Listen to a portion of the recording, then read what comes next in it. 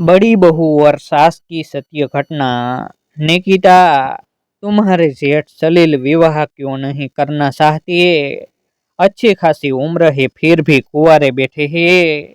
मेरे परिवार में एक लड़की है, तुम कहो तो मैं बात चलाऊं। एक बार तुम अपने सास ससुर से बात करके देखो। सलील मान जाते हैं तो मुझे बताना। सासी बोली, सच में सलील भैया देखने में बहुत सुंदर है, पढ़ाई लिखाई भी विदेश से करके आए हैं, फिर विवाह के प्रति इतना उदासीन क्यों रहते हैं? निकिता ने अपने पति रमन से कई बार पूछा।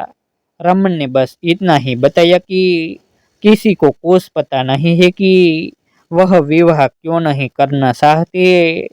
जब भी सलील भैया को विवाह के लिए बोला जाता है, वह सीधे मना कर देते हैं और कहते अभी मेरा लक्ष्य मुझे नहीं मिला है। सलील भैया ने अमेरिका से एमएस करने के बाद पीएचडी की। इसके बाद कुछ समय तक वहां रहकर जॉब भी किया, लेकिन देश प्रेम उन्हें वापस खींच लाया। यहाँ आने के बाद उन्हें मनपसंद जॉब नहीं मिल पाई, जिस कारण वह हमेशा बुझे बुझे से रहने लगे। दो भाइयों में सलील बड़े और रमन छोटे थे। माता पिता जब भी सलील को बोलते कि अब तुम्हारा विवाह होना चाहिए, क्योंकि रमन भी विवाह योग्य हो गया है, सलील भैया ने साफ मना कर दिया कि मैं विवाह नहीं करूंगा, आप रमन का विवाह कर दीजिए।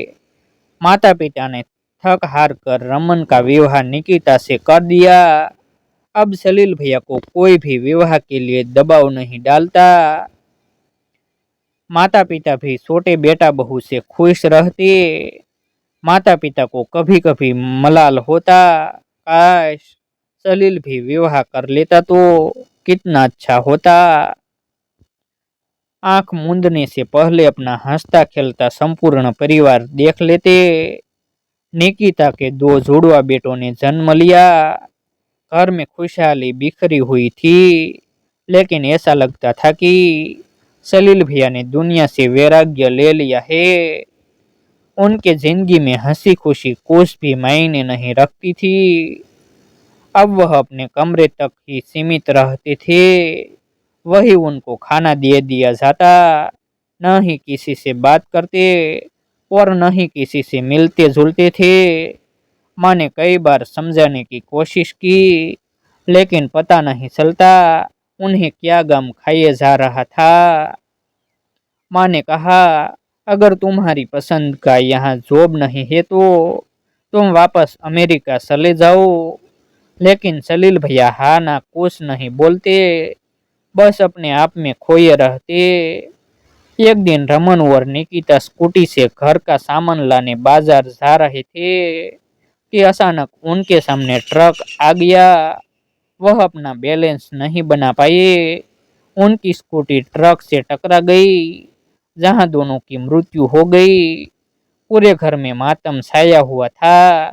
सलील अपने कमरे से निकलकर सब कुछ ऐसे देख रहा था जैसे नींद से जागकर दुनिया देख रहा हो। दोनों छोटे बच्चे लगातार रोए जा रहे थे, उनको संभालने वाला कोई नहीं था। सलील को इस घंटा ने झिंझोड़ कर रख दिया था। उसने दोनों बच्चों को आज पहली बार गोद में उठाया और अपने सीने से लगा लिया। बच्चों ने गोद पाकर रोना बंद कर दिया। सलील ने दोनों बच्चों को चम्मच से दूध पिलाया। आज उसे ऐसा महसूस हो रहा था कि उसकी दुनिया किसी ने हमेशा हमेशा के लिए खत्म कर दी। सलील के सिवाय माता पिता और बच्चों को संभालने वाला कोई नहीं था।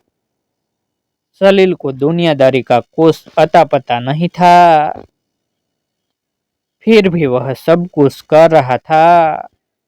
उसके बदले हुए रूप को देखकर माता पिता को बहुत आश्चर्य हुआ। सलील के रात रात भर जागकर बच्चों को बोतल से दूध पिलाना, सुलाना और अपने माता पिता को संभालना, बस यही उसकी दिनचर्या बन गई थी। भाई और छोटी बहू तो इस दुनिया को छोड़कर चली गई। बस रह गया खौफनाक सूनापन। कहते हैं जब इंसान के ऊपर जिम्मेदारी आती है तब उसे दुनियादारी निभाना अपने आप ही आ जाता है। वहाँ किसी को सीख सलाह की जरूरत नहीं पड़ती। सलील को घर और बच्चे संभालना बहुत मुश्किल हो रहा था। माँ ने एक बार फिर एक उम्मीद के साथ सलील को विवाह करने के लिए बोला। सलील ने हालात से समझौता कर लिया और अपनी मौन सहमति दे दी। सलील की मौसी ने अपनी एक सहेली की लड़की के लिए विवाह का प्रस्ताव भेजा। थोड़ी बहुत औपचारिकता के पश्चात सलील का विवाह रश्मि के साथ हो गया। रश्मि पढ़ी लिखी समझदार लड़की थी। विवाह की पहली रात सलील ने रश्मि से अपने घर के सभी हालात बता दिए और कहा, मुझे विवाह में कोई रुचि नहीं है। मैंने इन दोनों बच्चों एवं माता पिता के खातिर विवाह किया है। मैं पति होने के नाते तुम्हें कभी शिकायत का मौका नहीं दूंगा। मैं तुमसे हाथ जोड़कर प्रार्थना करता हूँ, यदि उचित लगे तो मेरे साथ मेरे घर को संभालने में मेरी मदद करे। रश्मि ने सहमति में सिर हिला दिया और उसका हाथ अपने हाथ में लेकर यह वादा किया कि आपको कभी शिकायत का मौका नहीं मिलेगा।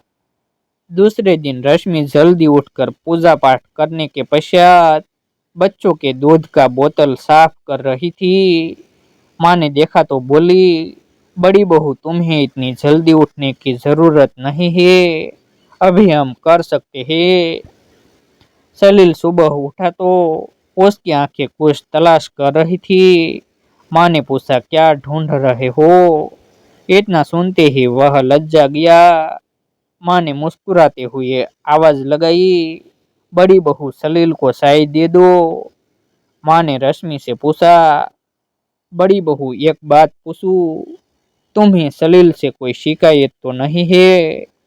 रश्मि लज्जाते हुए बोली, नहीं माँ, वह तो मुझे बहुत प्यार करते हैं, ख्याल भी बहुत रखते हैं। माँ दोनों के रिश्ते से आश्वस्त हो गई। रश्मि दोनों बच्चों का बहुत अच्छे से लालन पालन पोषण कर रही थी। दोनों की पढ़ाई लिखाई एवं सभी प्रकार की उच्च नीच की शिक्षा देती रहती थी। बच्चे स्कूल से आने के बाद एक एक बात अपनी माँ रश्मि को बताते। रश्मि भी इत्मीनान से उनकी पूरी बातें सुनती। दोनों बच्चे रश्मि को माँ और सलील को पापा कहते थे। उस कानूनी प्रक्रिया के बाद सलील और रश्मि ने उन्हें गोद ले लिया था। स्कूल में भी माता पिता के नाम की जगह सलील और रश्मि का ही नाम लिखा था। रश्मि के विवाह के करीब 7 साल हो गई थी, लेकिन उनकी अपनी कोई संतान नहीं थी। माँ ने कई बार रश्मि से पूछना चाहा पर रश्मि ने बात हंसी में टाल दी। बड़ी बहू, 20 रुपये देना, सब्जी वाले को देने हैं, मेरे पास खुले नहीं है। बहू ने अपने बैग की तरफ इशारा करते हुए कहा, माँ उसमें रखे हैं, आप निकाल दीजिए। माँ पैसा निकाल रही थी, तभी उसके हाथ में एक गर्भनिरोधक गोलियों का पैकेट आ गया। माँ ने बड़ी बहू से कुछ नहीं कहा। एक दिन जिस डॉक्टर की देखरेख में वह दवा खाती थी, उसके पास जा धमकी और बोली, मेरी बड़ी बहू आपके पास किस चीज का इलाज कराती है? डॉक्टर बोली, उनके 2 बच्चे हैं, उन्हें और कोई बच्चा नहीं चाहिए, इसीलिए उसकी रोकथाम के लिए मेरे पास आती है। एक बार उन्हें 2 महीने का गर्भपात भी कराया था।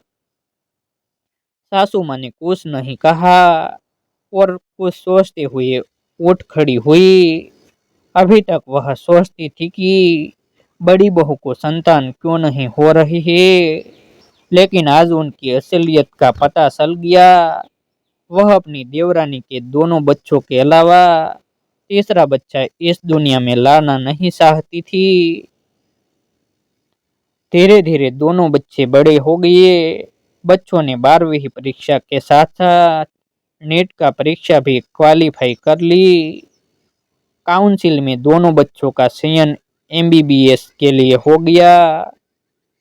दोनों बच्चों को कभी भी यह पता नहीं चला कि रश्मि और सलील के अलावा भी उसके कोई और माँ बाप हो सकते हैं। बड़ी बहू ने इस घर के साथ साथ बच्चों को और खासकर सलील को बदल दिया। सलील अब सामान्य व्यक्ति की तरह सभी के साथ व्यवहार करता। मेरी बड़ी बहू ने उजड़ी हुई बगियों को अपनी मेहनत और त्याग से खूबसूरत उपवन में बदल दिया। सास ने कहा। ऐसे ही नए नए वीडियो देखने के लिए हमारी यूट्यूब चैनल सब्सक्राइब करें, वीडियो को लाइक करें और शेयर करें।